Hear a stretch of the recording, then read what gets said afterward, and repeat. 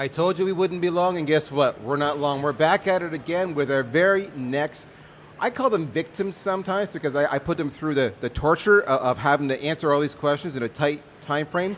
But, they're not really victims. They're actually just really smart people. Guess who I'm joined with? My latest smart person sitting across from me here is Brent Kelly with KelCor, correct? Yes, KelCor. All right, now, Brent, for the sake of the audience, to have some context about who you are and what KelCor is all about, maybe, give us a quick 30 seconds on what you guys do. Okay, so Daryl, what I do as an analyst, I'm an independent. Yep. I have a boutique analyst firm, and I focus exclusively on this area of unified communications and collaboration. All right. Now, what I do for vendors, I work with them on product positioning, comparative analysis, pricing, and those kinds of things, along with thought leadership when they come to market with a new product. I will help them identify what those markets are and maybe how they should approach and attack those markets. But on the end user side, I'll work with end users to look at where they are and where maybe they could be. So I help plant ideas in their minds. I help understand the kinds of technologies and solutions that they need to meet their business objectives. And then I will help them understand the roadmap to get there and the kinds of technologies that should supplement what they have to get from where they are now to where they need to go. One of the things I love about analysts, especially independent web analysts like yourself, is sometimes, whether I'm the vendor or I'm the, shall we say, the client, looking at vendor solutions, no matter, because I've been on both sides of that equation, is sometimes you just need an independent third person to come in and say, where are you at, and these are the options. Because the difference between me, shall we say, as a vendor or as a client, and you, is that I'm so focused on my own business, but you, by the nature of your job, you get exposed to all the options out there from a technology point of view. You also get exposed to what all the implementations are doing on a client point of view. You have a very holistic perspective. Well, that's exactly right, and that's the value that we bring. Plus, we're not representing any one particular vendor. That's right, you're neutral. And so we can maybe recommend solutions clearly that the vendors themselves wouldn't, and even something that a VAR, a value-added reseller, because they sell products and services from the vendors, they can sell, or they can recommend only what they sell. That's right. They have a built-in bias. It's not a malicious bias. No, not at all. It's just they're representing a certain product, and Sure. they can give you advice based on, of the products I represent, product A or B might be a better fit for you. Yes. But that if they only represent 3 or 4 products, and there's 20 more out there, you're not being exposed to that. That's right. That's the tremendous value that people like myself bring to the end user community. All right, so let's get into some of the conversations. What I'm intrigued by was that you, along with Phil Edholm, did the popular Cisco versus Microsoft session again this year. So You're number 5. Yeah, is that what it is now? Yes. Oh, wow. So then I got to ask you, how is that strategic choice, between those two, evolving for enterprise communications professionals? So it's always been difficult, and I think it's getting more difficult. So one of the interesting things we did yesterday, when we first started our session, is we asked the audience, how many of you have Cisco and you're a pure Cisco play? Right. Not very many. Yep. How many of you have Microsoft and you're a pure Microsoft play? Not very many. How many of you have both? Over half the hands went up. Yeah. And so the issue is, out in the market, so many people have both of these vendors' solutions. And the questions that they're asking is, where do we go from here? Do I standardize completely on Cisco? Do I standardize completely on Microsoft? Yep. Do I do something in between, like what we would call a hybrid solution? Yep. So that was one of the very interesting things that we saw is, I think that the decisions are getting harder. In fact, I'm working with an end user client right now that's in that very situation. They have Cisco Voice, they have Cisco Video, and they have Microsoft Lync, or Skype for Business on their desktops. And they're saying, what do we do? Where do we go? How can we make all of our users happy? Because you get camps in the organization that are very Microsoft focused, and you get camps that are very Cisco focused, and they kind of go like this. They do. It's extremely difficult, and not that anybody's malicious or bad, it's just that they have the products and services that they feel most comfortable with. They have a built-in bias towards what they're comfortable with and familiar with. Yes, exactly. But from a communication side point of view, as a comms professional, it's probably easier for me to have one throat to choke right, and one platform to support. So I can see why I'm hybrid now. Do I go one way or another? Because there's that aspect. Well, so you can go one way or another, Yep. okay? And quite honestly, if you do that as an organization, you'll probably have the very best, most integrated solution. And that's what both vendors will tell you. Yeah. If you use all Cisco, you'll have a better experience, is Yeah. at least what they're telling us. If you go all Microsoft, then you'll have this nice, tight integration with all the other products and services that Microsoft offers, primarily and particularly through Office 365. Sure. Okay? But the real world isn't there. Not everybody, in fact, very few will do that. Yeah. Some will, some won't. But so I've actually written a number of articles, or some articles on hybrid solutions, and I've identified at least 10 or 11 on ways to make these products from Microsoft and Cisco work together. So it's not an either or, it can be an and when you do that. One of the things that makes it so tough is both companies, Daryl, are developing their products, and they're both so compelling. On the desktop, Microsoft is so compelling, it's so easy to use, and it integrates nicely with all your other Office tools and your workflow on your desktop. On the other hand, Cisco has done such a great job of making its telephony so pervasive, so easy to use. The video now is extremely easy to use. You walk in the room, they showed a demo yesterday where it recognizes your face. Wow.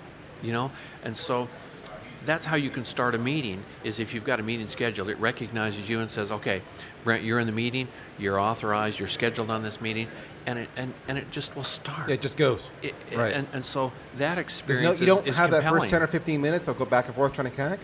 No. I thought that was No. standard in every meeting. No, not in these meetings anymore. Wow. And in fact, that's one of the things that I encourage our end user community to do is figure out how to eliminate all that time that's associated with meetings starting late or Yeah. meetings not being effective. Yeah.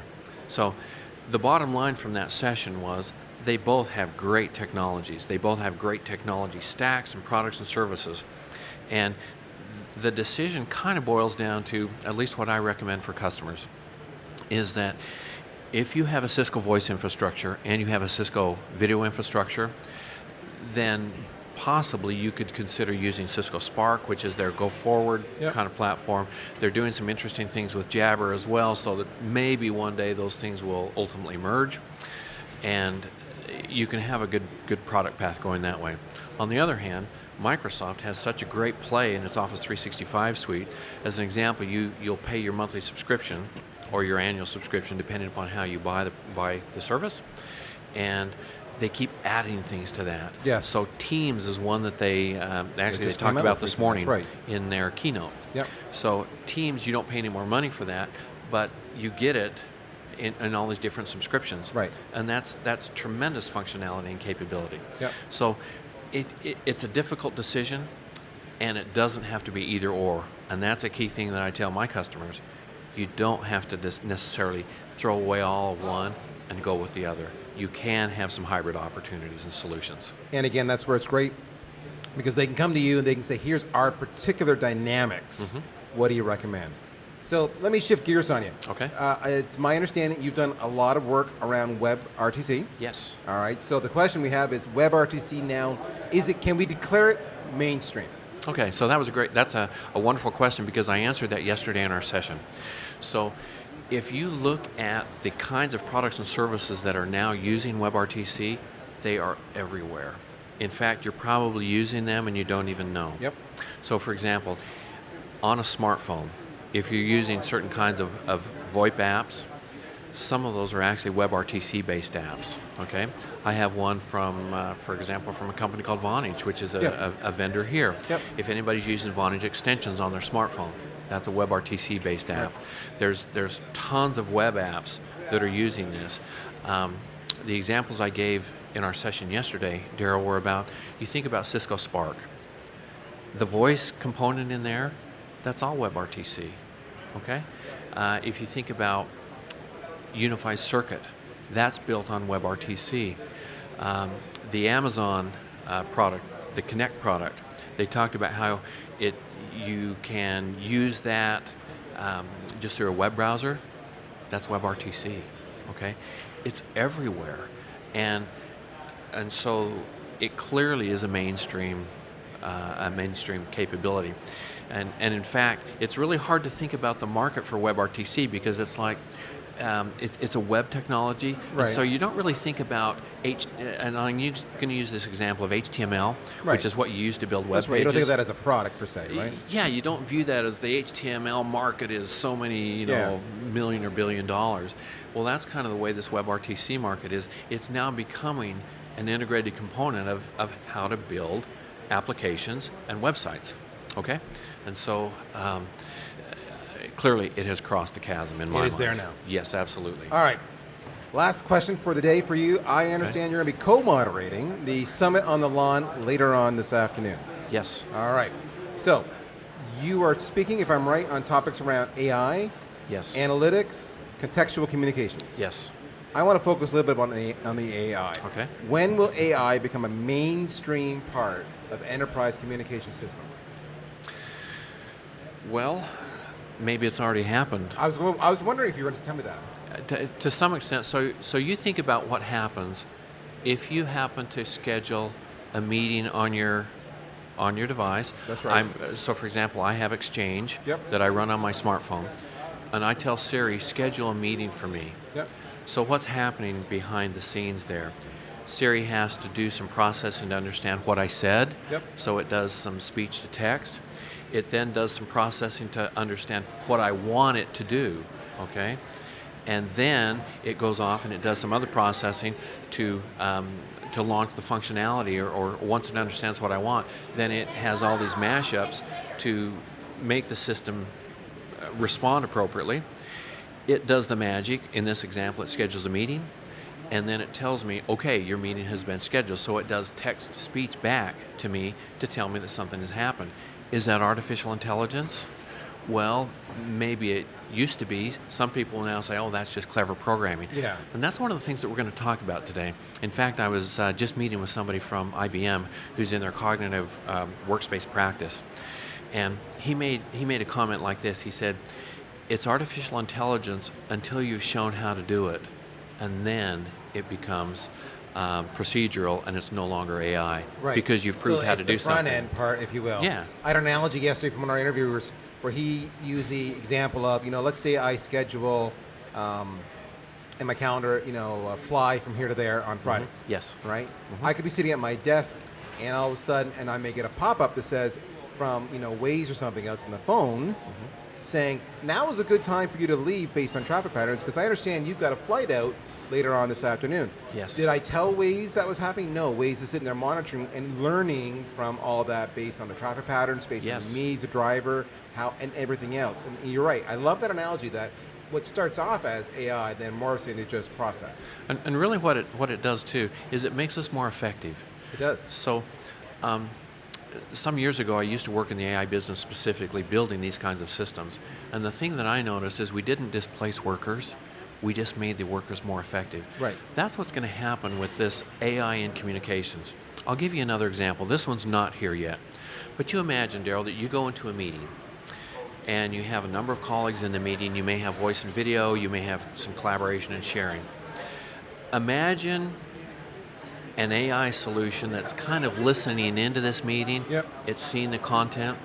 It can then summarize what your meeting was about. So for example, if somebody missed the meeting, instead of listening to some long voice recording, key points. You can do the key points.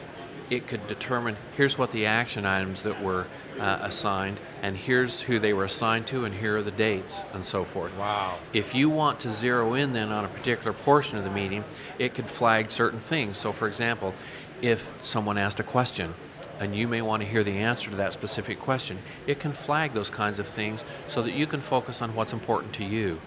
So that's just one example of what we may see in the near future in terms of our artificial intelligence. I think we're also going to see it, and we are seeing it in the contact center.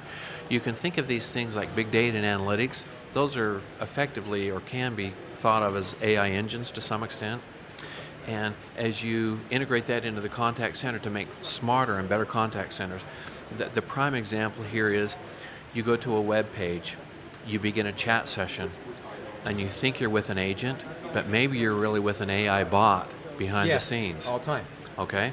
And as these get smarter and smarter, you'll be able to do more and more self-service. Is that huge for companies? It absolutely is, because it reduces their costs for the agents and so forth. So that's just another example of where I think AI is going to have a big impact on our communication space. All right, so ladies and gentlemen, in the last few minutes, we have covered off, let me see if I can get this, with Brent Kelly of KelCor. We've covered off WebRTC, we've covered off Cisco versus Microsoft, we've hit on AI, analytics, processes, contextual communications, and that's just in that short little window. This man here is co-moderating the session this afternoon, session on the lawn, is that right? Yes. So if you were as engaged as I was, you don't want to miss that. So with that said, you make plans to see Brent this afternoon. In the meantime, Brent, thanks for dropping by. I had a lot of fun. Thank you, Daryl. It's All been right. awesome. Thank you. We'll be back with the next guest shortly. Stay tuned, folks. In the meantime, we'll talk to you soon.